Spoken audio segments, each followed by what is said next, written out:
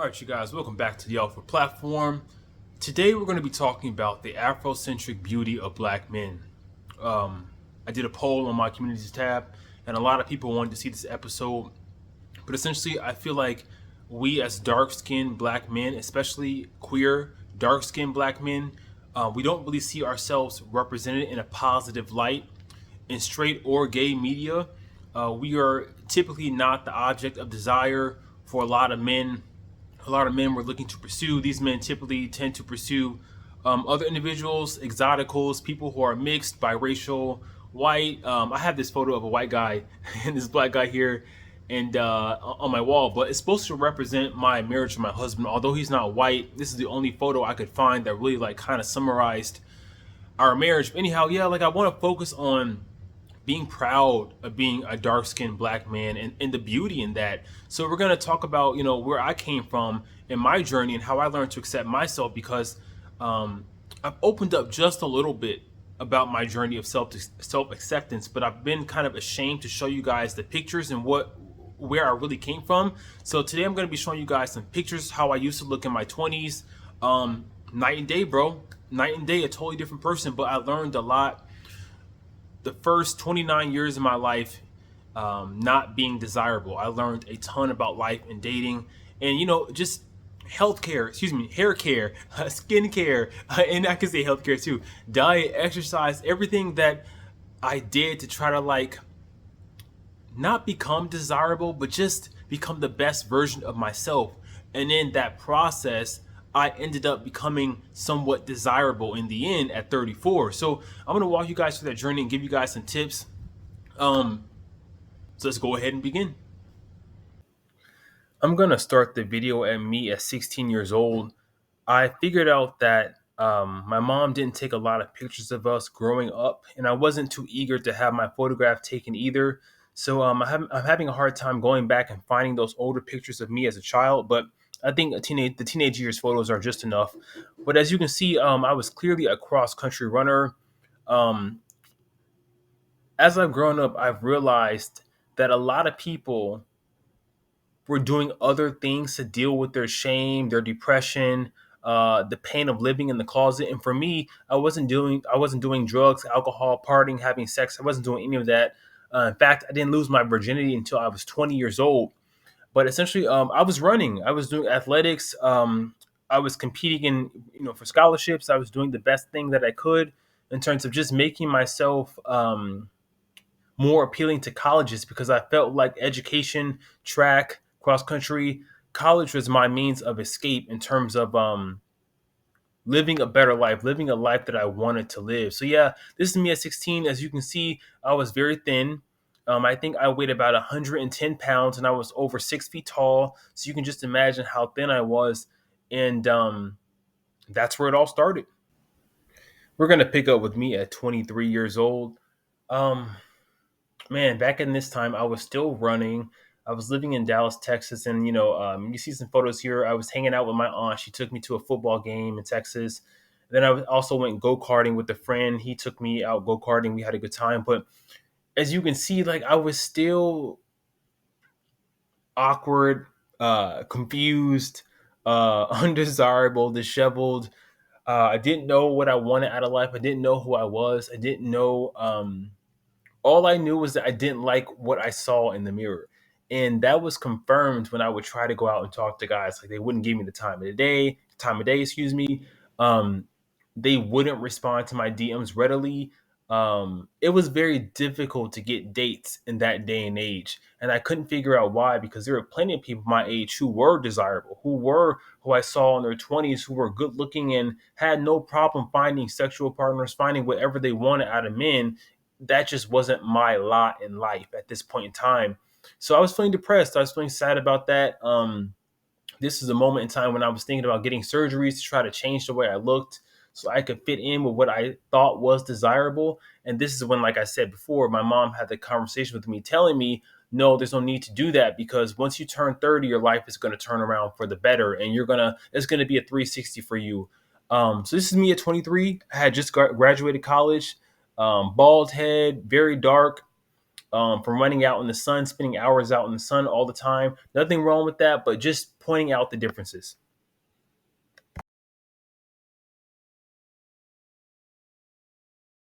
Here I am at 25. My macho, meaning my husband, has just came into my life.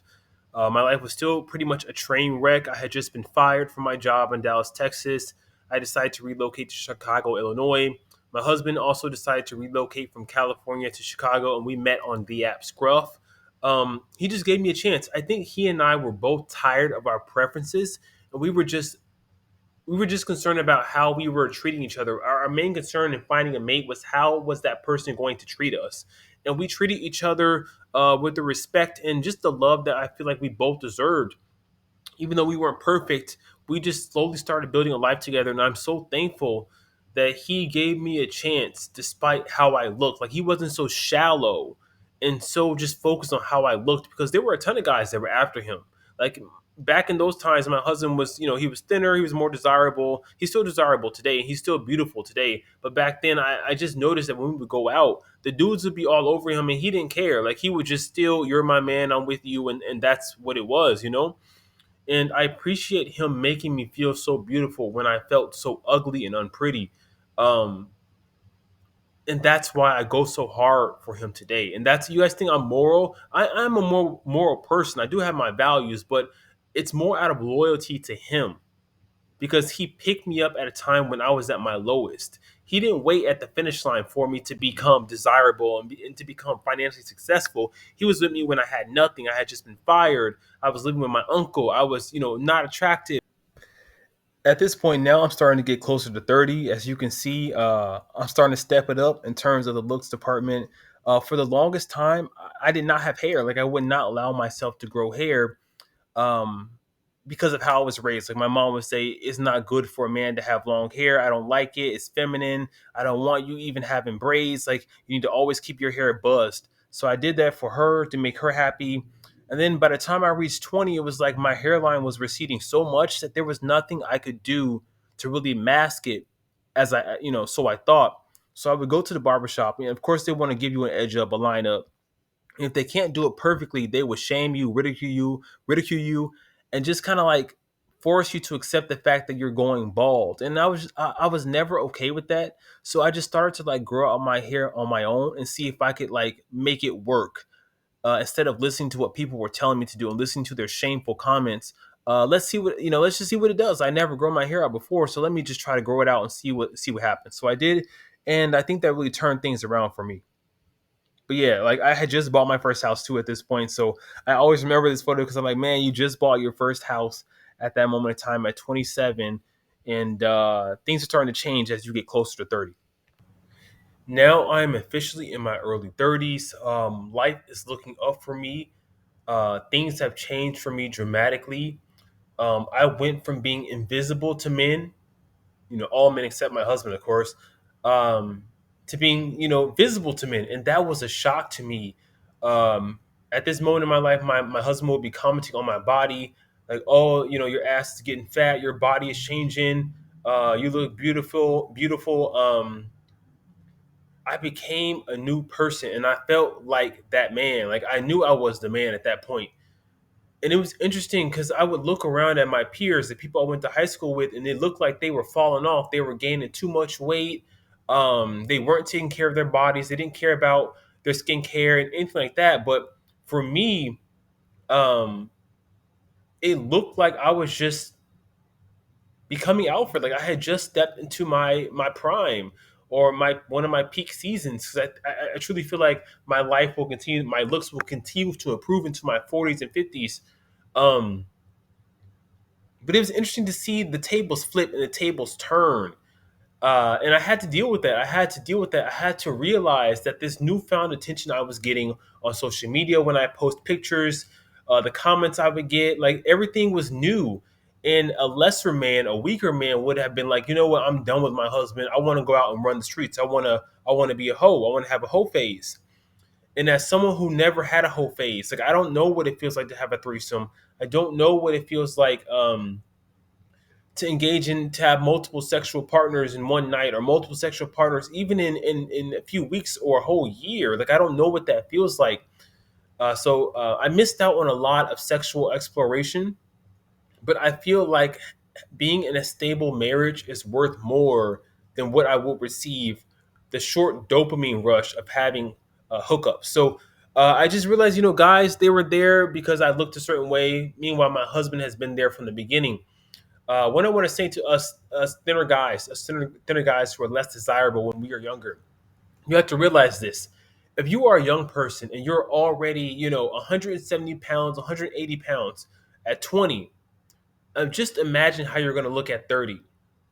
So I would rather grow up, spend my childhood, teenage years, and my 20s being a naturally thin person, because I have the rest of my life to gain weight and to become a man, And if you flip the script, vice versa, it's like those people, those high maintenance pleasure bodies, they struggle so much as they age because they cannot keep the weight off, and they fall off like this.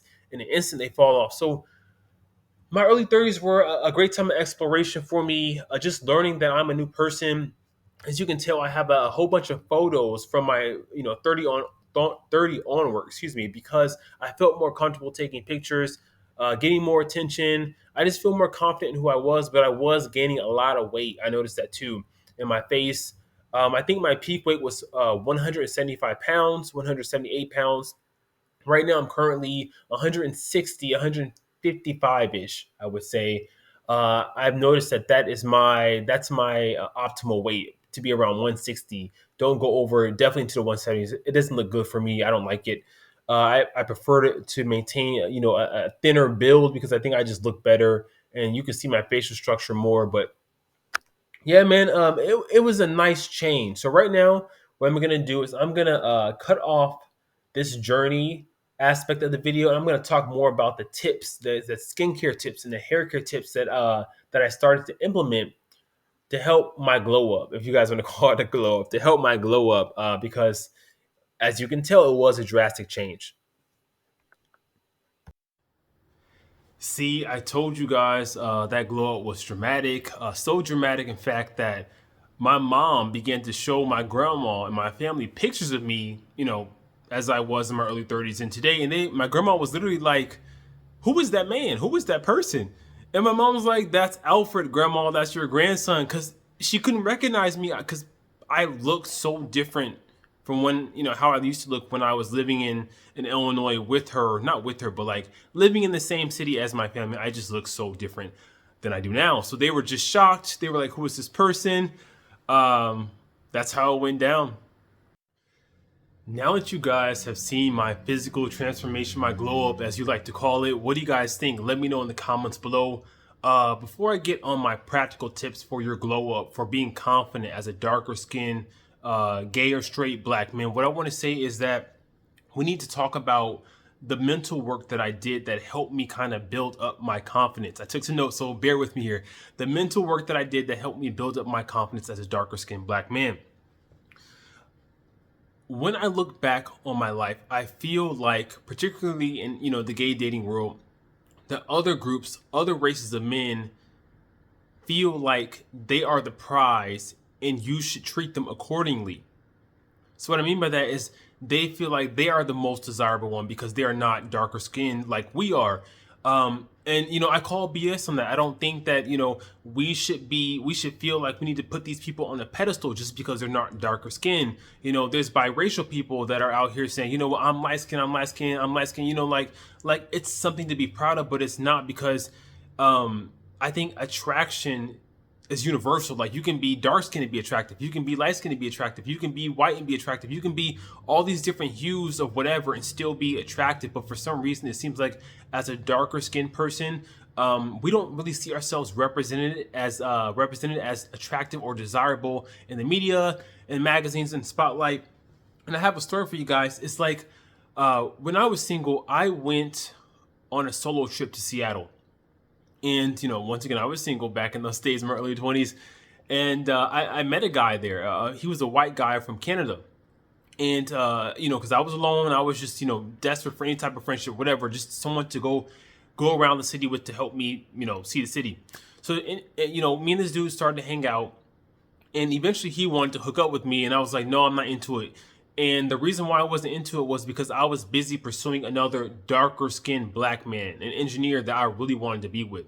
So me and this black dude had hooked up. We didn't hook up. What I'm trying to say is, we went on a date. You can call it a date earlier in the week, and I just, I wanted to hit him up, and I just wanted to see what he was about, and just really like get to know this dude. So I wasn't really trying to, get to know this white dude like that. And he got offended because I think he felt like I should have been, just appreciative, or I should have been desperate to hook up with him because he was willing to give me a chance sexually, So I wasn't trying to entertain that. You have to know your value. You have to know that you need to demand your respect. And don't treat these dudes like they are the prize, because you are a prize as well. You need to behave accordingly. You need to hold your head up high, and don't let these dudes use you and discard you just because you have low self-esteem for being dark-skinned. You can be beautiful, just as beautiful and desirable as they are. The second thing I want to mention is your beauty is unique, bro. Like, your beauty is unique. What I want a lot of us darker skinned black men to realize is our uniqueness is our pretty privilege. Our uniqueness is what makes us beautiful. So we don't want to try to play up and be like other people. We should be trying to play up our own features, our own darker skin tone, our own hair texture, our own, full lips, full nose, thick hair, our own body type. We should be trying to play up our own Afrocentric features, because our uniqueness is our pretty privilege. Nobody has the same features as us. We are the original man. And part of your work as a darker skinned black man is learning about your history, getting in touch with your roots, especially if you are a foundational black American whose descendants were slaves in the USA. You need to learn your history. You are the original man. Like I said, you are the first man, the first Adam. Everybody else is a copy of you. Everybody else is your son. So we got people out here that are paying for lips like this. Paying for this. We got people out here that are paying to go out, have a transplant, and have a thick beard like this. We have people out here that, doing whatever they can to have our body type, to have our penises, just learn about yourself, learn about your history, where you came from, where your folks came from, and be proud of it. Be proud of it. Your hair. I always talk about hair care because that's a major thing that sets us apart as darker skinned black men. Our 4C hair texture is beautiful. It's beautiful. We always see these 3C exotical hair textures being romanticized, straight, wavy, curly hair textures being romanticized. And what I did to help me the most is I stopped paying attention to that type of content. I stopped watching it. I stopped looking at it, because why would I watch a dude or a girl, whoever, do their 3C hair, and then, turn around and do the same routine and expect my hair to look like theirs? It's not going to look like theirs. It's never going to look like theirs. Like, our hair texture is unique, and therefore you need to watch people that look like you. You need to watch content creators that have the same hair texture as you, so you can learn to be proud of what you have and stop wishing to have what somebody else had. I just got a haircut in January, but my hair is, I love my hair. I love my hair texture. I love taking down these twists, seeing how long my hair is growing. I love the mix up in styles that I can do. I love that how I can go a week without washing my hair and it's perfectly fine. I love how long we can maintain styles. I can do any type of style: straight, braids, twist, locks. There's so many things we can do as darker skinned black men that many races, many biracial people cannot do. And you need to own that, learn about it, own it, and just be proud of it. There's one last point I want to mention, and it's about this. It's like, never allow biracials and other races of men to make you feel like they can't be replaced, because you are that dude. You really are that dude. A lot of people feel like just because they're dating you or they're with you that you won't replace them, or that you can't replace them and they'll replace you, but that's not that's not it. Like, you can also replace these dudes too. So have an attitude, not have an attitude, but just be confident with yourself. Be confident about yourself, and don't allow these other races of dudes to make you feel like you should be lucky to be with them, because they are lucky to be with you at the end of the day, especially if you are a good looking black man. And that's going to lead me to my tips, my hair care, skincare tips. Also, I'm going to talk a little bit more about fitness, but yeah, it's going to lead me right there. All right, you guys.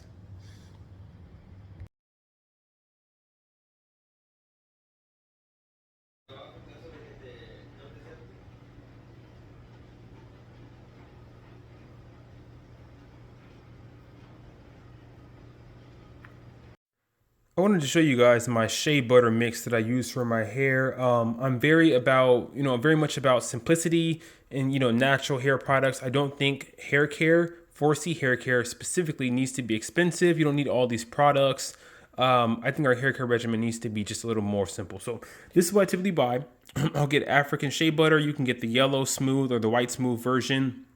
Either one works just fine. But what I like to do is I like to melt it down. I do that by opening the container and placing the container in water, and turning on low and allowing that to heat up and slowly melt the oil, the shea butter. And once the shea butter is completely melted, what I'll do is I'll add oils like argan oil I bought from Mexico, and then castor oil. I'll add it, just whatever kind of oil I have. If you have like olive oil from cooking, you can use that as well.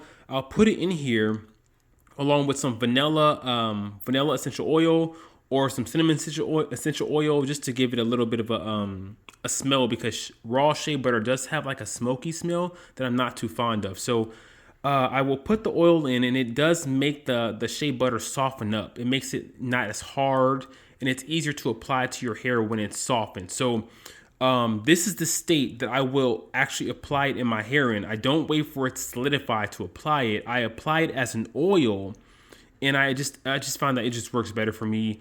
And once it solidifies, I just use it throughout the week to just do my ends, redo my ends to keep my ends moisturized. But yeah, that's my shea butter mix. Okay. I'm gonna show you guys how I unravel my twist. As you can see, I already kind of started a little bit. Got a few more to go, actually a lot more to go. So when it's time to unravel the twist, I use aloe vera gel. You can get this from Target, pretty cheap. But you just need something with some slip in it, and this has a lot of slip, so I like the product. Let's go ahead and keep going in. Let's see here. Let's start with this one.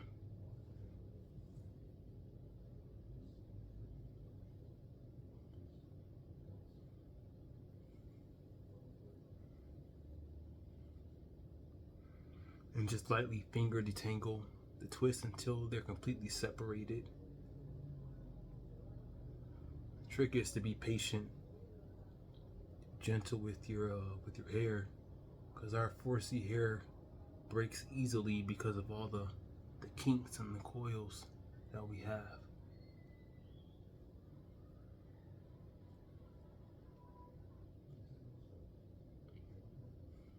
You can see curl starting to come through. Natural curl pattern is starting to come through. Let's keep going.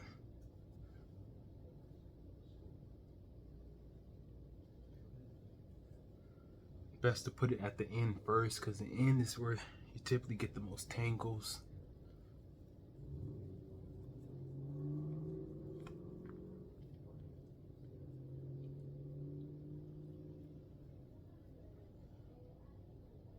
Okay. A little bit.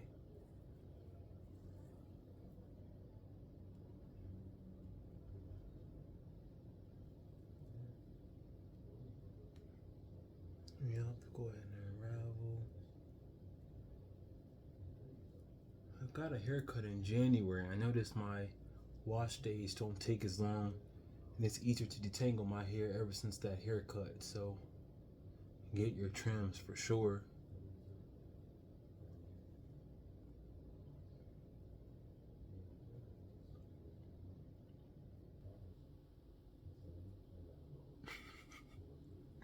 We're trying to hang on to every inch.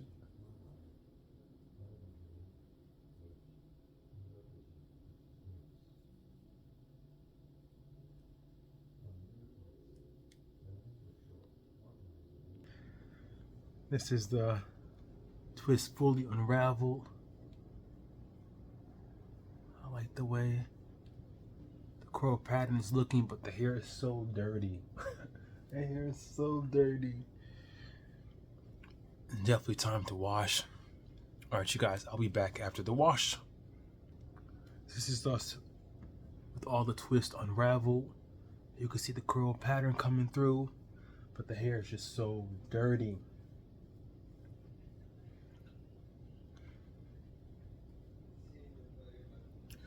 All right, you guys, time for the wash. I'll be back after the wash. All right, I'm gonna show you guys my wash day essentials. This is basically where I have all my products. A little bit, you know, it's a lot of products in here. I hate how much products I have, but I'm gonna get through it. First, we have the Sacred Hair Oil. I'm gonna let you guys know how good this is. I haven't used it yet. We also have the Sacred Moisture Sealing Lotion. I'll let you guys know how good this is. Of course, we got my African shea butter. Amazing, awesome stuff. I told you guys how to fix it and how to make it work for your hair. When it's time to take down my styles, I do use aloe vera gel, or I will go in with the pre-poo from African Pride. It is amazing. When it comes to showering, I have a ton of shower caps here that I like to use. One thing that I no longer use anymore are these brushes, like brushes and combs I do not use anymore. I allowed influencers to get me into using, you know, detangling my hair with a brush and comb wet. And I realized that was the wrong thing to do for our hair type, because all we're doing is just pulling out our hair with brushes and combs. So now I just use my fingers and it works just fine. When it comes to shampoo, I always like to go in with a clarifying shampoo. Here's an example. This shampoo has sulfates in it, which is great for removing all the heavy butters and oils that I like to use. I also like to go in with treatment mask, protein mask. This is the Sacred Protein Mask. What I do is I'll do a deep conditioner 1 week, like this one, 1 week. And then another week, the second week, I will use the protein treatment after that. And then, you know, just alternate between deep conditioning and protein treatments to maintain a moisture protein balance in my hair. Because I use minoxidil to reconstruct my hairline, I have a shampoo brush that's very easy to use and light, and it just feels good to get all that minoxidil off my scalp. Let me show you guys some minoxidil, and you will see. Give me just a moment. It's right here. I get this from Hims through a Hims subscription. I apply it once per day. It does lead to some irritation on my scalp, which is why I'm very picky about using apple cider vinegar on my scalp. I didn't show you guys my bottle. So essentially what I do is I fill up this bottle with 1 part apple cider vinegar, 1 part water, and I put this on my scalp and hair before I shampoo, and it just gets all the gunk and the minoxidil off my scalp. And that pretty much is my my wash day. My wash day products that I'm gonna use for today.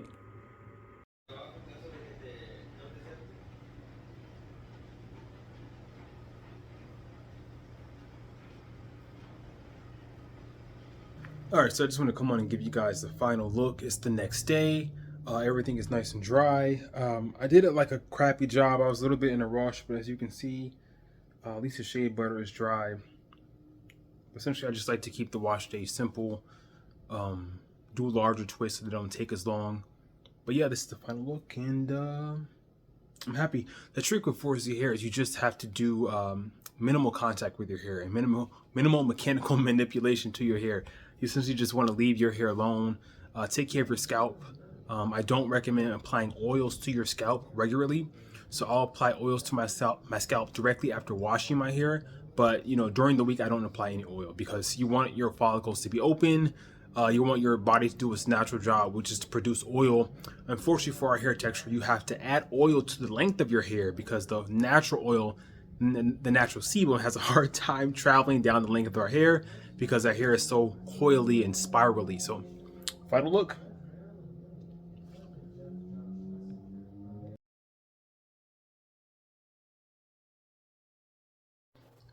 When it comes to skincare, I like to keep it simple.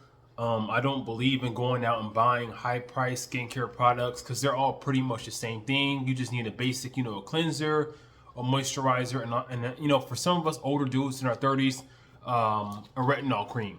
So I'm gonna show you what I use. This is from my dermatologist, by the way. So I do work in tangent with a dermatologist, and this is just what they told me to do for my unique skin type. So consult your dermatologist and see what's gonna work best for you. But this is what works best for my sensitive skin. We got the Cetaphil Daily Cleanser. I use that twice a day. At nighttime, I do use this retinol cream. It's called tretinoin. And you can only get this from a dermatologist. Without an insurance plan, this cream is about $300 something, but with insurance it's about $11. And the reason why I recommend that cream to anyone over 30 is because it really helps with collagen production. It helps cut down on the appearance of wrinkles and the development of wrinkles and fine lines. So I noticed that the texture of my skin has improved dramatically since I started using tretinoin cream, along with the disappearance of all the dark marks. So that cream is like the holy grail. In fact, I went to go see the dermatologist yesterday, and he just told me, like, hey, if you're interested in, keeping your skin as youthful as possible, just keep doing your current routine because you're already doing everything you need to do. So yeah, the tretinoin cream is like the game changer. This is the holy grail. This is the secret weapon. So if you don't have retinol in your routine, go ahead and get you some, preferably something from a dermatologist. Now, after I let the cream sit on my face for 15 minutes and dry, I follow that up with the lotion. Just a basic sensitive skin lotion. Nothing too heavy, nothing too light. During the daytime, I do wear sunscreen. This is a sheer blend, Hawaiian Tropic sheer blend, sheer touch. I like it because it's not super shiny on my face. Like, I already have naturally oily skin, so I don't want to put like an oily sunscreen like Banana Boat on top of that. So Hawaiian Tropic, the sheer touch, it gives you the full coverage, but it doesn't leave you with this like oily glow.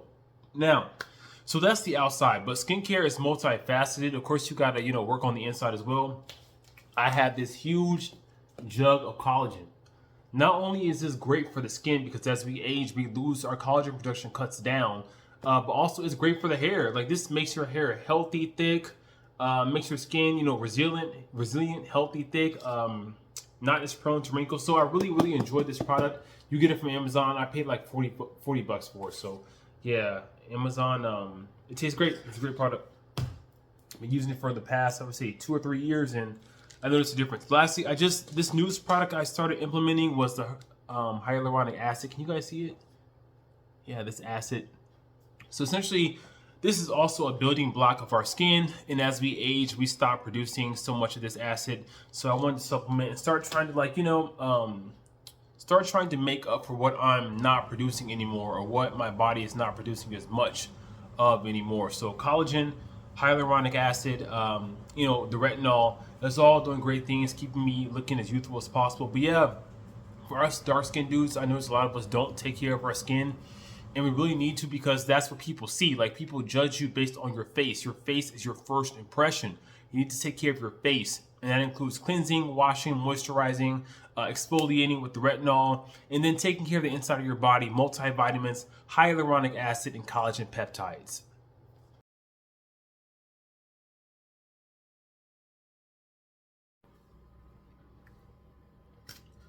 All right, so I'm actually about to get ready to run to the gym. Right now, I typically go 3 times a week. I found out that's enough for me. Per the science, you only need 3 times a week, and you want to alternate, what you're working out. Because if you work out certain muscle groups too much, you're not gonna, it's not gonna result in any more growth. So 3 times a week is enough for me, and I just kind of have a workout routine that works for my body type. I found that lifting heavy as a skinnier guy has helped me out tremendously. So we're gonna get ready to go.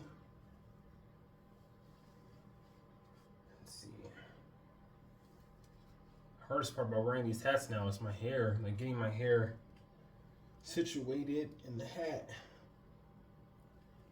But yeah, I think we're looking pretty good. We're good to go. One thing I want to mention to you guys while we're talking about working out, I don't know if you can see this, but essentially what I found is, as a person who sweats a lot, I sweat a ton, that can result in odor sometimes. So I found the perfect thing that works for me. This is the perfect trick. Check this out. At nighttime, you want to put on an antiperspirant. This is what I put on at nighttime. strictly antiperspirant. I put it on my armpits and I put it on my genital region where I have a lot of body hair. Because I told you guys I have a lot of body hair. I put it on obviously every other day, armpits at nighttime, genital regions at nighttime as well. And then every morning I wake up and I put on just only a deodorant, strictly a deodorant. It has no antiperspirant in it. And what I've noticed is I'm not sweating as much, and there's not as much body odor when I do start to sweat. Like, the body odor is completely gone. I don't have sweat stains in my shirt anymore. It's just a more hygienic experience for me. So I want to recommend that to you guys. Antiperspirant at night, armpits and genitals, deodorant in the morning, armpits and genitals, and you'll see a huge difference in your hygiene. All right, what did you guys think about my tips for, dark-skinned black men becoming desirable, becoming the best version of yourself? What has your experience been like being an undesirable black man? Do you feel like that will ever change for you? Because back in, my early days, I always felt like if I'm undesirable now, I'm always going to be undesirable later on in life. And my mom used to tell me, no, that's not how it works in our family. In our family, we age like fine wine. You're going to blossom later on in life. You're going to watch people live their best life up until 30. But at 30, you're going to be just entering into your peak. You're going to be entering into your blessing and your season. And sure enough, she was right, because I wanted to do all these surgeries to try to get myself, desirable when I was younger. And she just told me not to do that. And she turned out to be right, because I'm happy I didn't mess with my features, didn't mess with my face, didn't mess with my body. Everything is pretty much natural except my hairline, which I did get a hair transplant. But yeah, that's pretty much natural because it's still my hair. But yeah, man, being undesirable is a bitch, and as black men, we get kind of cornered and we can get kind of tricked into thinking that we are permanently undesirable because of the media. We only see certain types of people represented in media, movies, TV, whatnot. Certain types of social media people blow up and other people do not. But there's still hope for you out there if you are a darker skinned black man. There's still love waiting for you as well. So I just want to get on and encourage you guys. I hope you guys enjoyed the episode. Do not forget to like and subscribe. Share the episode with another, LGBT plus person that you know, that you love, that you care about. The platform is growing, and I thank you guys so much. It's all thanks to you. Take care. Wolf is back, Wolf Pack. Peace.